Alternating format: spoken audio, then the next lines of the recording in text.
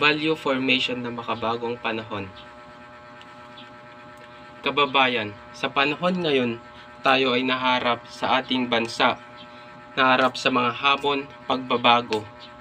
Ngunit, sa gitna ng pagbabagong ito, tayo ay dapat maalala ang mga mahalagang halaga na bubuo sa ating pagkatao.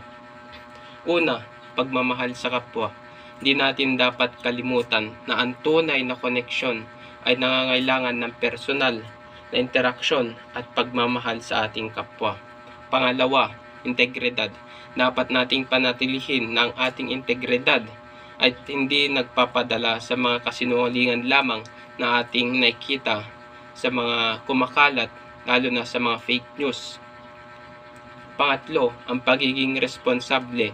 Gamitin natin ang kapangyarihan ng teknolohiya ng wasto. Gamitin natin ito upang hindi makasiran ang iba, lalong-lalo na sa ating kapwa. Sa pagtatapos, ang mga halaga ay hindi nagbabago.